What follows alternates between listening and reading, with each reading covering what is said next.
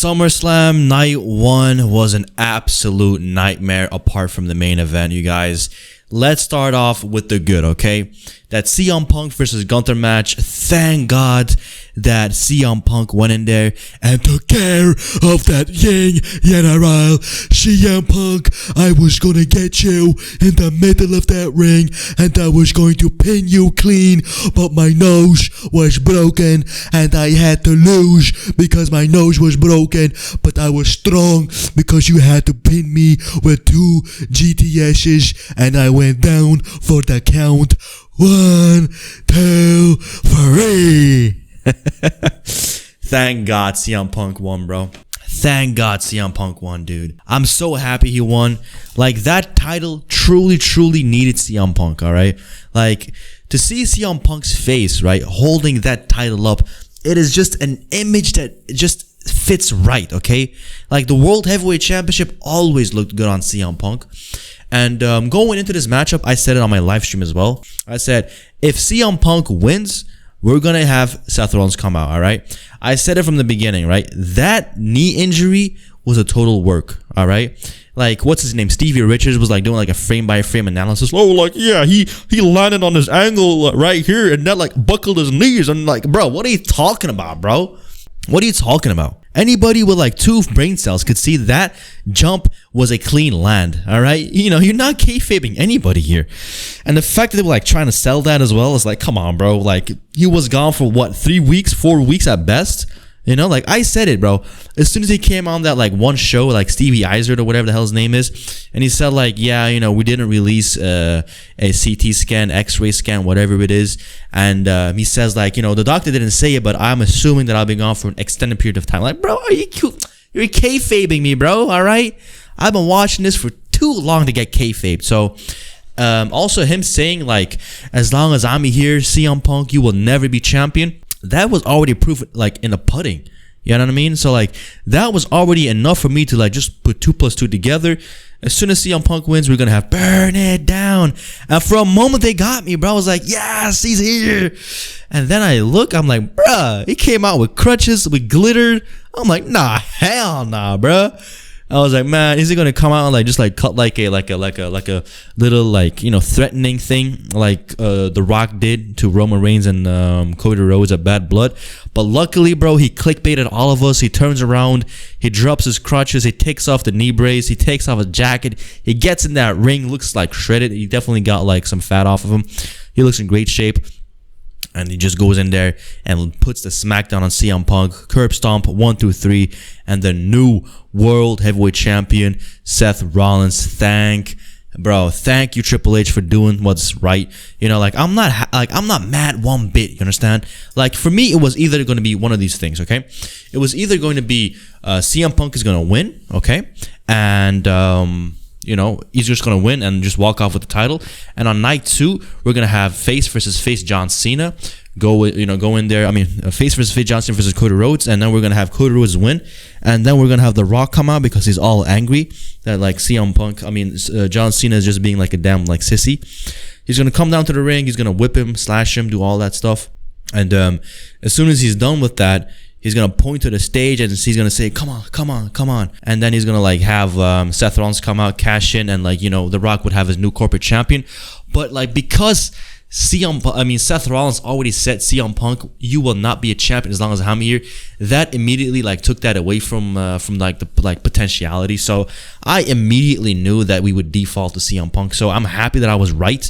I'm happy that this like injury was kayfabe.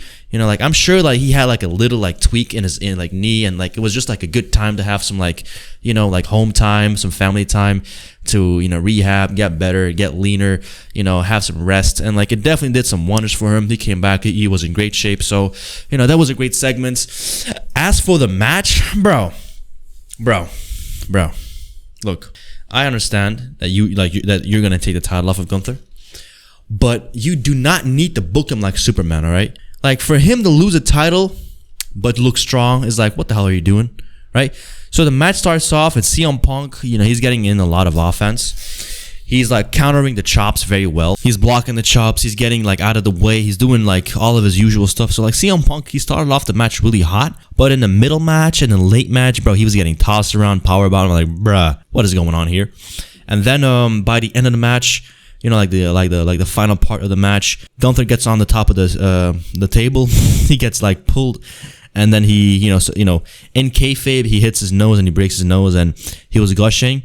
But like, bro, he didn't even blade. You know what I mean? Like, he didn't even blade, and like he gets up, and like the blood is on the forehead, okay? And like it was flowing, like it wasn't flowing, but like it was all on his forehead.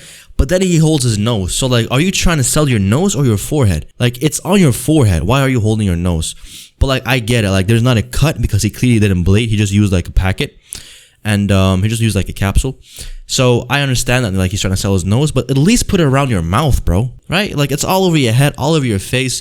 By the time he got in the ring, like the entire like crimson mask was gone, bro. Like, you know what I mean? Like, come on, man. I don't know, like, that. It was just done to make Gunther look strong, but I don't know, man. Like, at this point, what is so, like, why do you have to have him look so strong, right? I don't get it. But anyway, CM Punk lands 2 go-to-sleeps. He gets that pin. It was it was beautiful. It was amazing. I'm not even mad about Seth Rollins cashing in, because, like, it's something good. Seth Rollins, he won the main event at WrestleMania 41, and like for the last 3-4 months, bro, he had to do filler, and now he has a title again. Now, like, it feels like something good. Now it feels like the title has some weight to it again. So I'm happy from that angle. So I'm really happy that this is the way that everything went. But let's just start from the beginning, man. This SummerSlam 2025 Night 1, bro, we gotta talk about it, bro. First of all, why does SummerSlam start off with Roman Reigns and Jey Uso against Bronson and Breaker? Why? Why do you have Roman Reigns come out, who is literally the embodiment of the guy with the perfect eyes, with the perfect beard, with the perfect hair, with the perfect beard, with the perfect eyes, with the perfect shoulders, with the perfect chest, with the perfect abs, with the perfect quads, with the perfect knees, with the perfect calves, with the perfect feet, with the perfect ankles, with the perfect soles, with the perfect toenails, with the perfect toes, with the perfect hair, if you're some male. Right? Why do you have him open up SummerSlam, bro? Like, the entire crowd, right? The entire arena was lit up with sunlight. I hate that. I hate arenas, bro. I hate arena pay-per-views just because of that reason. Like, start as late as possible, bro. Like, start as like the sun is going down, right? Start at dawn. Like sunset. Like, start at sunset, bro. Like, you know what I mean? Like, it's a Saturday, bro. Like, start at like 8, 9 or whatever it is. And let the show run to like 2 a.m. Who cares, bro? All right? Like, to have Roman Reigns come out like the first match and the entire arena is like just well lit up, and you can't even see the pyro, you can't even see the lights. Like, come on, what is that even about, right? And of course, like, the match going into it, I was like, bro, like, of course Roman Reigns is gonna win. But the question is, like, should he win? Like, because it's a tag match, it would be no fault if he lost. If Jey Uso went in there and got pinned, it wouldn't take away from like the legitimacy of Roman Reigns, you understand? And for me, this was an opportunity, right, to build up new stars, to build up some new names, and have them be legitimate. It was the time to do that. I'm not a big fan of older wrestlers like putting over the younger guys, but I mean, like I said, for me, as long as they're all active and wrestling often, it's perfectly fine. It's only a problem when like the older guy comes back after not wrestling for like years and years and years. Okay, that's when I have an issue. But to have Roman Reigns go in there and not even like be the guy who got the pin, bro, like he essentially got shoved aside by Jey Uso, whatever, and like he took like a spear, and then Jey Uso countered, and yada yada yada, and then he speared Brunson. Big Bad Greed, okay? Bro, from now on, I'm not gonna address Brunson and Breaker, bro. Like, it's too much of a like tongue twister.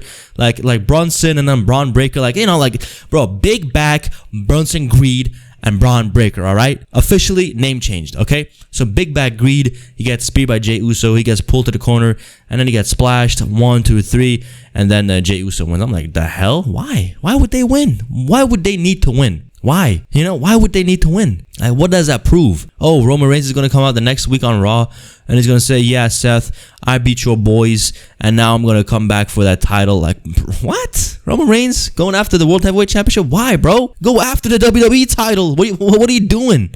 You know, what are you doing, bro? You still have beef with Cody Rhodes, bro. You haven't settled that. So maybe tomorrow, man. So maybe tomorrow at night too, we can have maybe The Rock come back and settle the score or whatever, and like, spice things up. But up until then, bro, like, I don't know why this had to happen. I don't know why Roman and Jay had to win. But let's move over to another match. And yes, what I feared the most happened. Sami Zayn defeated Karrion Kross, and let me tell you something, brother. This is just an embarrassment. This is an insult to the fans, all right? This is an insult to everybody. This is an insult to Karrion Kross. This guy got buried, bro. How? How do you have him get buried twice on a PLE, bro? His first match against somebody like Sami Zayn. In no way, in no world, bro. In no world is a Sami Zayn able to beat a Karrion Kross. Look at the physique difference. Look at the height difference. Look at the aura difference. Look at everything, bro. Karrion Kross in real life is like a Brazilian Jiu-Jitsu brown belt, bro. He breaks bats with the submission holds. IRL. What does Sami Zayn do, bro? He doesn't even shave his body hair, bro. He looks like a damn like hairy lollipop that you pick up off the ground, bro. Are you kidding me? He goes in there and he beats him again? Why? Why? I don't get it. Why? Why, Triple H? Why? Why, man? Karrion Kross is 40 years old, man. 40 years old. And he hasn't gotten his push yet. He hasn't gotten a minor title yet. He hasn't gotten a tag title yet. How greedy can you be, Sami Zayn? Why don't you put this guy over, man? What is the issue here? Oh, what? Like what? What? You want to be a world champion now? You want to be a world champion? You're not a world champion, but you're a joke. You're a joke, bro. Come on, man. What an actual joke here, bro. What a joke. Karrion Kross, bro. He has been pushed aside for so many, like, bro, his feud with AJ Styles didn't even come to an end. Like, it just evaporated, right? Yeah, I mean, do you guys remember WrestleMania 41? Karrion Kross costed AJ Styles the match. What happened with that feud? Nothing. You know, what happened to the feud with R-Truth and John Cena? Nothing. What happened to the feud with R-Truth and Aleister Black? Nothing. I mean, Damian Priest is wrestling Aleister Black. What the hell's going on here, Triple H? Why are you abandoning all of these plot lines? And why are you burying talent that can actually get pushed? Sami Zayn should have gotten squashed in that first match with Karrion Kross. And bro, before the match even started, I looked in the face of Karrion Kross and he looked so damn disappointed. He looked so disappointed, bro. And I was like, uh-oh, bro. Look at his face right now. Look at his face right here. And don't tell me that he doesn't look like sad or like annoyed at this. Right? He essentially knew that this is some burial action going on right here. And he couldn't even hide that fact, bro. Like, his first PLE in such a long time where he competed against a damn like neckbeard like Sami Zayn. He gets hit with one Helluva kick and that's it. And then the, second match on Raw, he had to have it he had to cheat to win. Now it's like a PLE at SummerSlam, the second biggest show of the entire year. And Scarlett tries to hand Sami Zayn like a lead pipe. And Sami Zayn acts like the hero. I was like, no, I don't need it. Yeah, boom, I throw it away. Karrion Kross, I think he tried to come in with like a roll up. He missed it. Helluva kick, yada, yada, yada. Boom, that's it. 1, 2, 3. 1, 2, 3. That's it. Karrion Kross, bro. That's it. Like, are you kidding me, bro? And then we have Tiffany Stratton versus Jade Cargill, bro. Jade Cargill, bro, why did she not win either? Why, bro? Like, we have so many opportunities to have fresh starts, to go somewhere fresh, to have fresh people. If Big Back Greed and Braun Breaker went in there and won, that would have elevated them, right? That would have made them look stronger. That would have made Seth Rollins look stronger as well because he has like actual legitimate people that won a match against Roman Reigns and Jey Uso, right? That makes him look stronger. If Karrion Kross won, Karrion Kross could have won in a dominant fashion. He could have squashed him. And boom, there you have a new dominant star right there in the making. Jade Cargill, she won Queen of the Ring. She hasn't lost in such a long time. Tiffany Stratton hits one moonsault, 1, 2, 3, and that's it. Really? Okay. I guess it's still Tiffy time. But if Jade Cargill won, then everything would get spiced up again. What do you have for Tiffany Stratton if she's gonna go in there and win again? What do you have? Who can Tiffany Stratton go in there and wrestle against? Who? She already beat Charlotte, already beat Nia Jax, already beat Cargill. Like what other heel is there on SmackDown? Nobody. And like Tiffany Stratton is supposed to be a face as well. You know what I mean? Like I don't see anybody cheering for her. Man, let's just move on, bro. What the hell was the next match? Bro? I can't even remember, bro. Roxanne Perez versus Alexa Bliss and Charlotte Flair. Look, Charlotte Flair and Alexa Bliss, that is not a legitimate tag team, okay? And what a legitimate tag team is the Judgment Day. That's one. And to have the Judgment Day, right? Roxanne Perez and Raquel Rodriguez go in there and lose. What do you say to them? What do you say to them? You say that the tag divisions are below Alexa Bliss and Charlotte Flair. That if any single star goes back to the tag division, that can go in there and pick up the titles. Charlotte Flair and Alexa Bliss did not need to win this. They didn't need to win this title. Not one bit, all right? This entire faction was created solely because of that Charlotte Flair could stop getting flamed and stop getting hated on. And she got that, right? She got that over, and she's getting beloved again. And so if she were to lose today and put over younger talent like Perez and Rodriguez, she didn't even need to get the pin, right? Alexa Bliss could have taken the pin, and that would have been fine. And that would have elevated the Judgment Day. That would have done a great wonder for somebody like Roxanne Perez, who was just young starting off. That could have done a lot of good things for her. But no, she had to lose. So I guess that's the way that we're going now. Luckily, we had one thing that I found pretty good. It was Jelly Bean, Logan Paul, Drew McIntyre, Randy Orton.